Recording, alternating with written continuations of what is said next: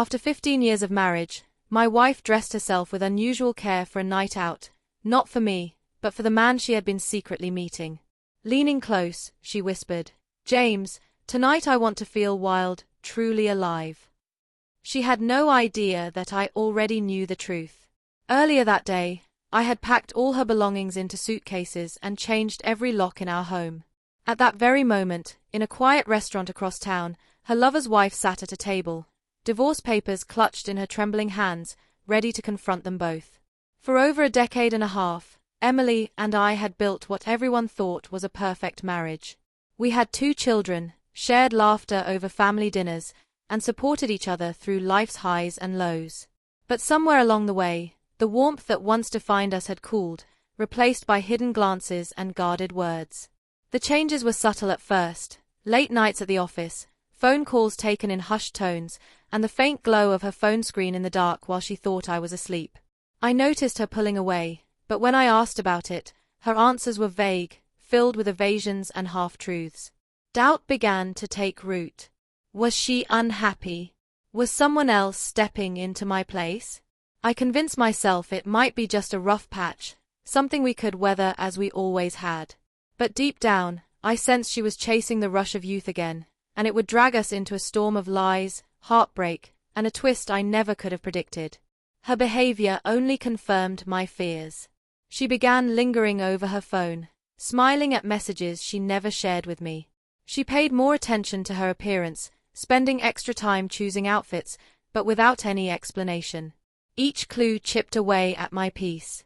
The breaking point came one evening when I overheard a soft, intimate tone in a conversation she thought was private. I couldn't catch the exact words, but I didn't need to. Later, one glance at her phone revealed the truth I had dreaded, and it shattered me. I didn't confront her right away. Instead, I quietly began to watch her. Errands took far too long. Some evenings she disappeared entirely, and when she returned, her stories never matched the hours she'd been gone. Piece by piece, the truth formed in my mind. I knew I needed undeniable proof. Then came the revelation that changed everything. Her lover was also married. That fact sparked a plan.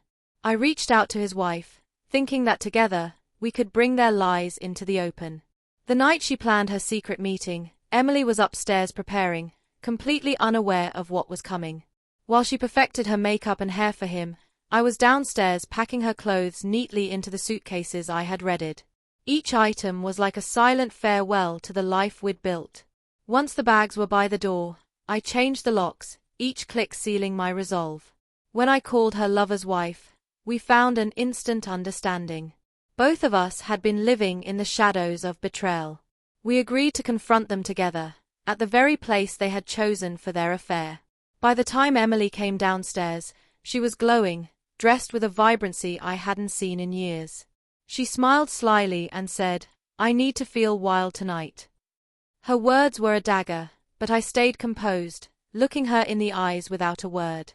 She left the house, believing her night would be one of excitement. At the restaurant, her lover arrived first. But instead of Emily, he was met by his furious wife, who placed divorce papers on the table and unleashed every ounce of her anger for all to hear. Diners turned to watch as his confidence crumbled. Then Emily walked in. For a split second, joy lit her face, until she saw what awaited her. Her lover trapped in a public confrontation, his wife's rage echoing through the room. Emily froze, the fantasy she had been living collapsing in an instant.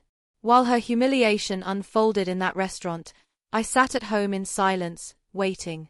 Eventually, my phone lit up with messages. First confusion, then apologies, then desperate pleas. I ignored them all. When she returned, she would find only her suitcases by the door and a locked home she no longer had a key to. This wasn't about revenge. It was about ending the lies, protecting my dignity, and freeing myself from a marriage that no longer existed. 15 years were gone, but what I gained was worth far more, the freedom to rebuild a life on my own terms.